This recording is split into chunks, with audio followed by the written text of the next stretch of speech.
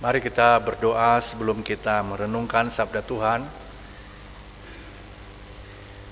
Kami memuliakan Engkau ya Tuhan Allah kami.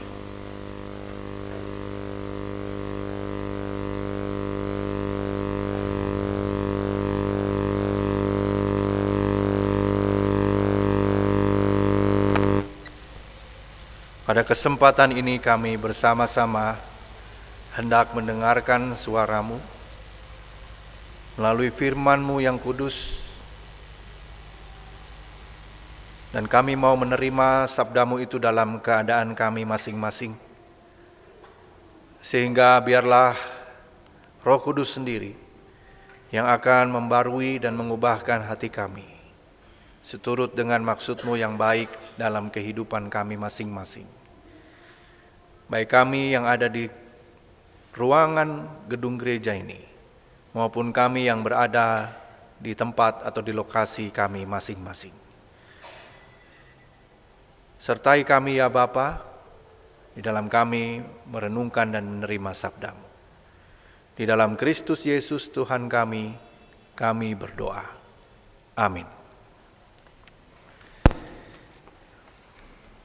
Injil Yohanes pasal 3 ayat 1 sampai dengan 21.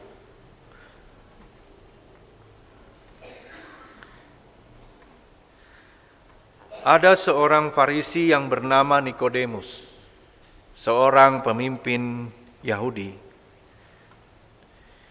Ia datang pada waktu malam kepada Yesus dan berkata, "Rabi, kami tahu bahwa Engkau datang sebagai guru yang diutus Allah.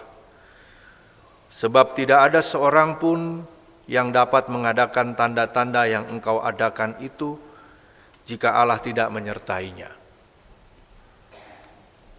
Yesus menjawab, "Sesungguhnya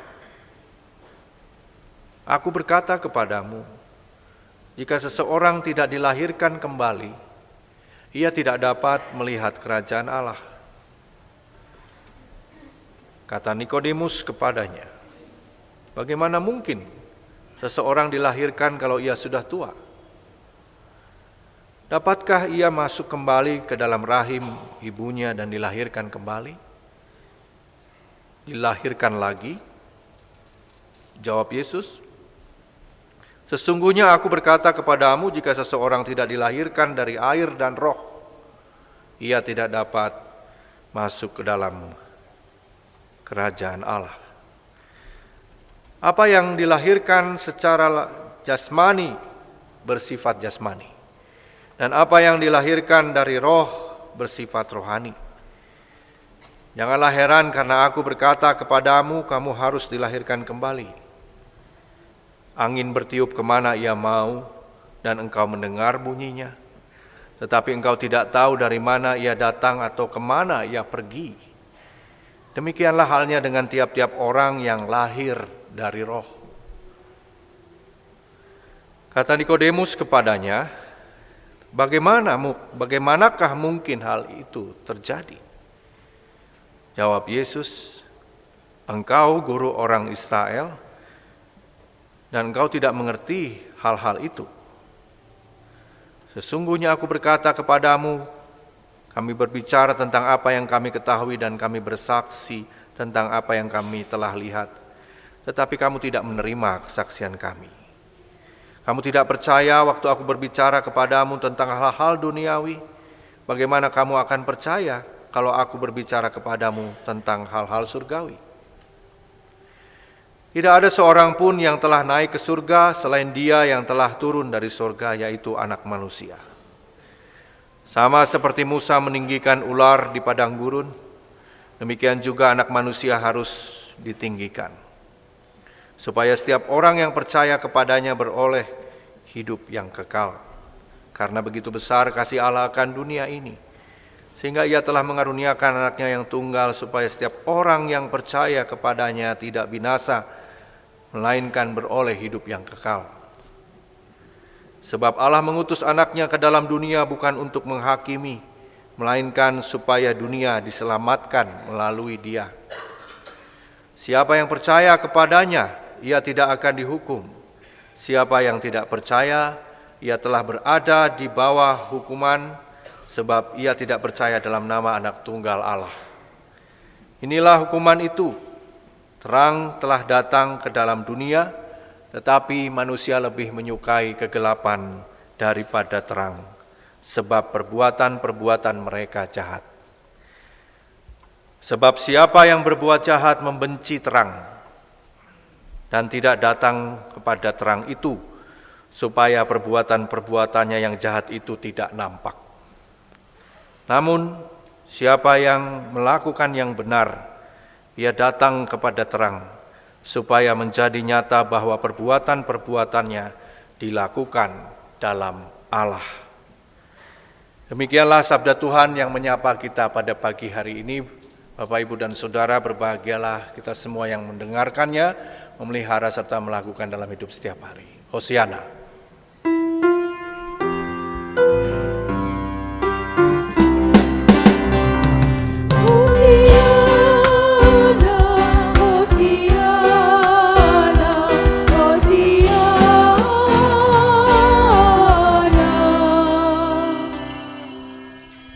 Bapak, Ibu, dan Saudara yang terkasih, kita pasti pernah membeli makanan karena kita tertarik pada bungkusnya yang bagus.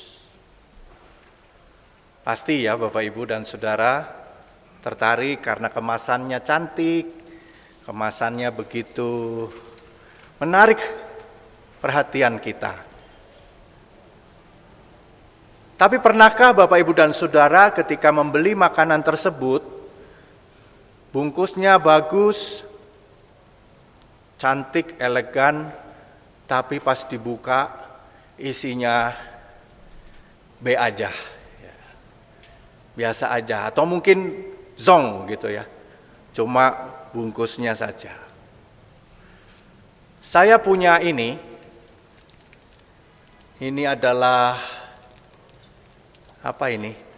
Pastel ya. Ini tadi saya makan di konsistori, habis 2 Bapak Ibu.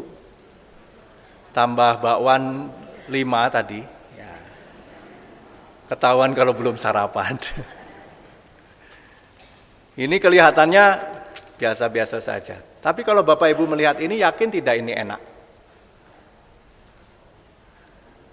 Kira-kira kalau dilihat, kalau yang udah coba pasti, oh enak Pak itu. Belum tentu ya, kalau belum kita coba, belum kita buka dan kita lihat isinya. Di zaman sekarang Bapak, Ibu, dan Saudara, seperti itulah kita memperlakukan Tuhan dan iman. Kita sibuk sekali dengan mendandani bungkus casing yang kelihatan. Kita misalnya memoles gaya bahasa kita, gaya bicara kita supaya kelihatan seperti orang-orang yang saleh. Sedikit-sedikit diselipkan ayat-ayat suci Alkitab. Ya. Atau Bapak, Ibu, dan Saudara, kita menjaga image kita supaya kelihatan ya seperti orang yang baik dan benar. Bagaimana cara berpakaian, ya, berpenampilan dan lain sebagainya. Kita sibuk dengan yang seperti itu Bapak, Ibu, dan Saudara. Seolah-olah kita menjadi robot. Robot yang sudah ada sistemnya. Hafal dengan semua tombolnya, kita sudah menjalankan semua perintah yang diperintahkan, seolah-olah kalau kita datang ke gereja itu seperti kita setor sama Tuhan. Kita store ritual sama Tuhan.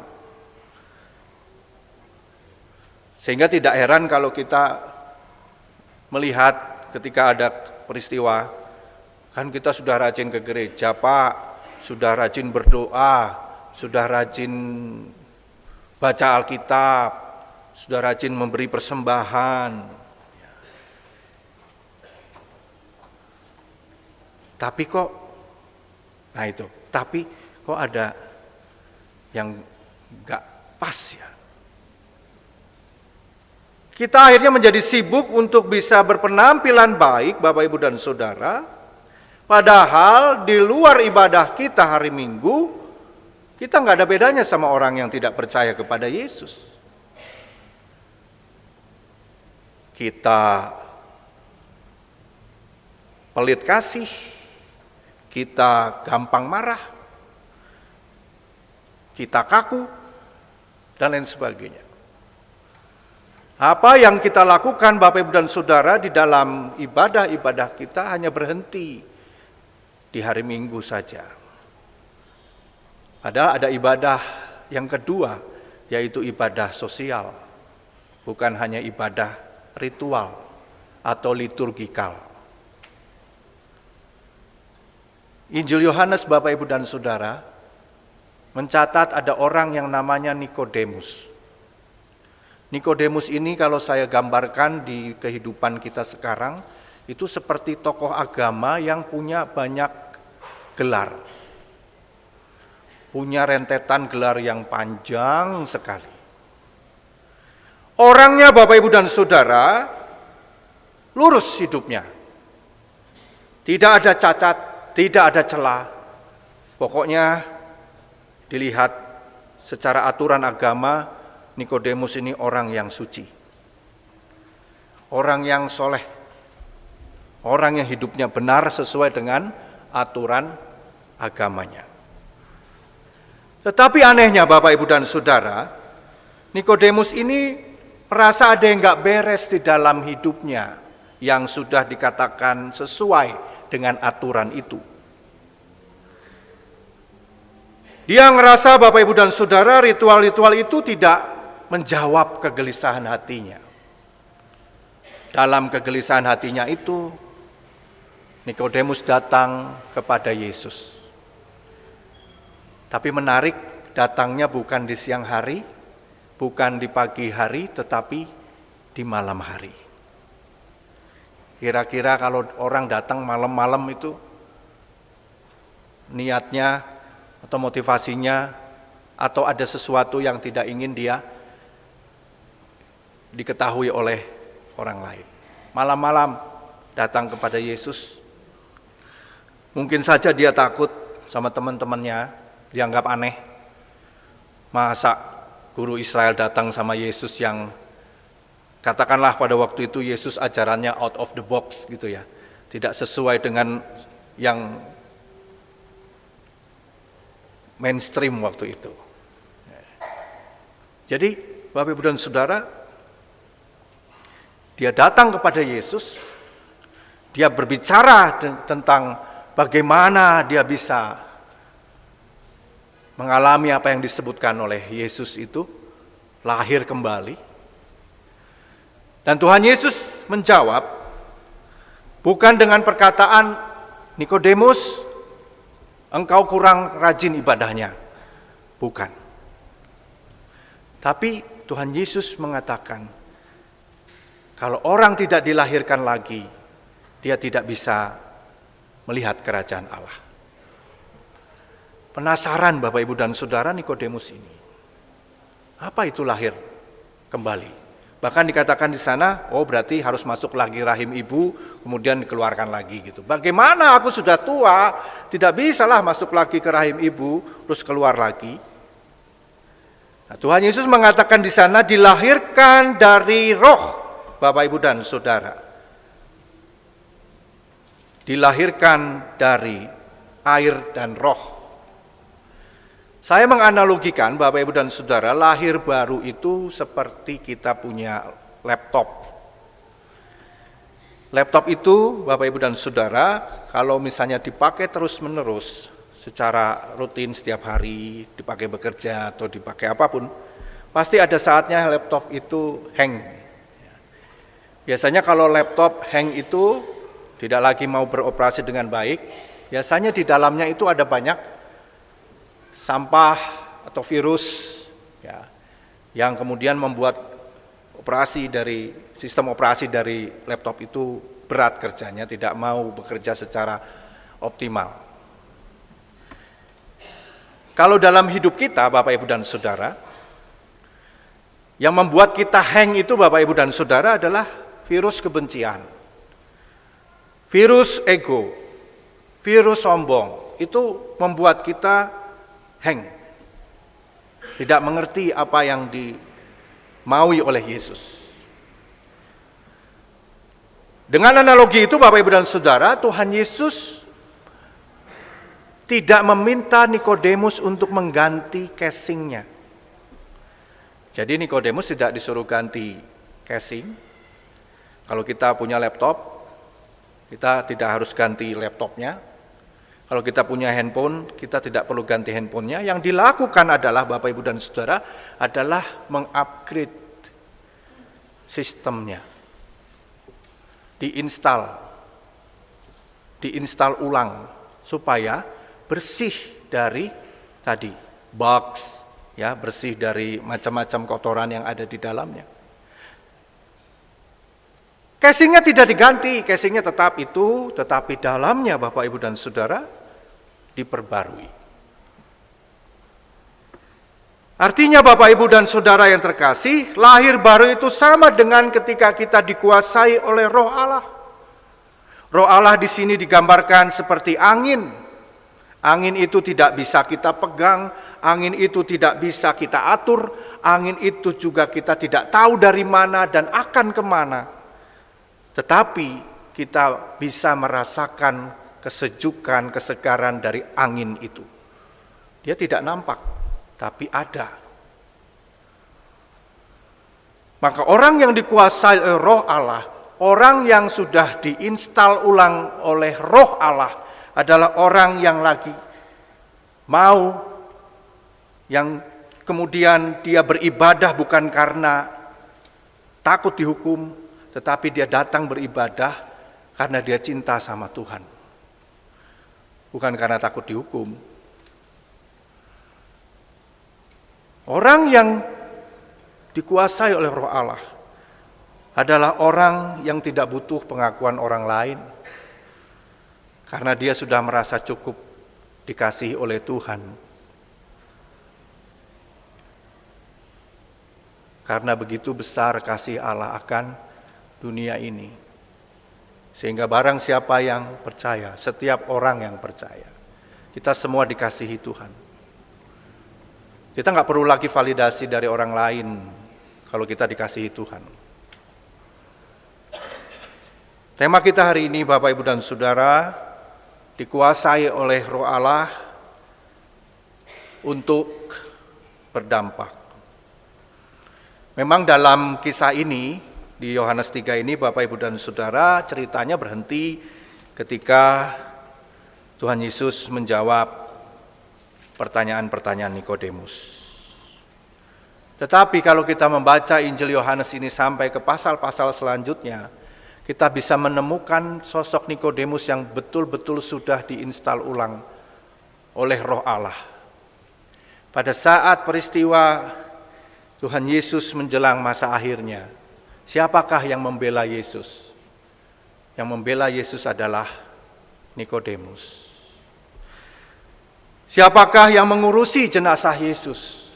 Dalam catatan Injil Yohanes ini, yang mengurusi jenazah Yesus adalah Nikodemus. Nikodemus yang tadinya takut, Nikodemus yang datang kepada Yesus malam-malam, pelan-pelan supaya tidak ketahuan, muncul menjadi sosok yang paling berani di antara semua orang, bahkan semua murid. Ketika murid takut, Nikodemus muncul untuk mengurusi jenazah Yesus. Dia berubah dari pengamat, komentator agama, menjadi pelaku-pelaku kasih. Jadi Bapak, Ibu, dan Saudara, dunia yang kita hidupi sekarang tidak butuh orang yang jago debat-debat teologis, menurut saya ya, menurut keyakinan saya. Tidak butuh orang yang debat-debat, jago debat kemudian menang.